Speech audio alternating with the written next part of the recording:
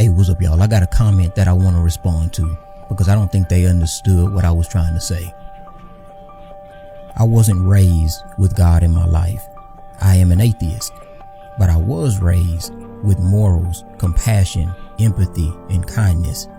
Just because I don't turn to God in hard times or praise Him for making me the person I am doesn't mean I would cheat, lie, steal, or harm anyone. I am resilient and fight to be a happy, good person because that's who I want to be. If you turn into a horrible person, if God was revealed, He wasn't real, then you were a horrible person all along. People can choose every day to make good choices or bad. It's not God. Take responsibility for your own behavior. I respect your comment, but let's talk about it a little bit because I think you missed my point. You mentioned horrible person. In your worldview, who defines who a horrible person is? Society? The government? Me? You? Our parents? Because at one point in time, society and the government defined me as being only 3/5 of a person. Now, is that the same society that would label me as a horrible person? I get that you're a good person. My point isn't that you gotta believe in God to be a good person. Here's my point.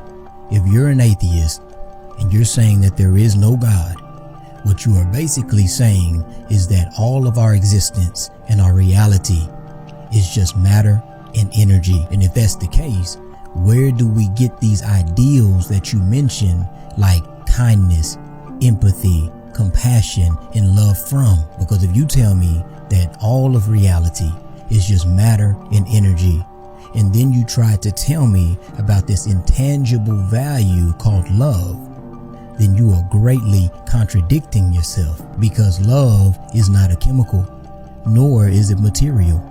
Love is an unseen, intangible value.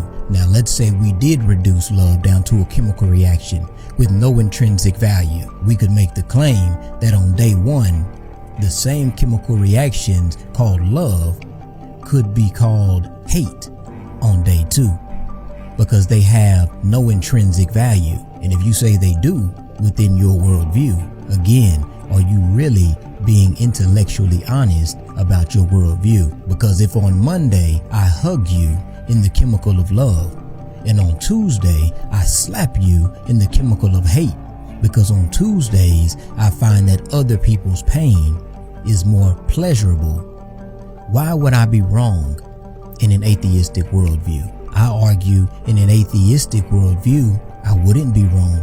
I couldn't be wrong, because there is no justification or standard for anything outside of myself.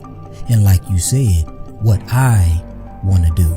And if we're just matter and energy, well, if I choose to do the hanky-panky with a chihuahua, or to do the hanky-panky with another human being, well, it's all the same thing. Am I a horrible person if I choose to step on a cockroach?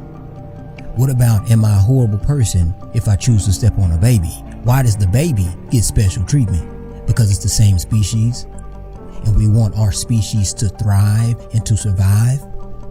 Well, who determined that surviving and affirming life was a good thing? I argue that we affirm life because we are all created in the image of God, and we all have meaning and a purpose. My point is that if there is no mind outside of the human mind, then all choices are equal. Someone tell me, where's the lie? Peace.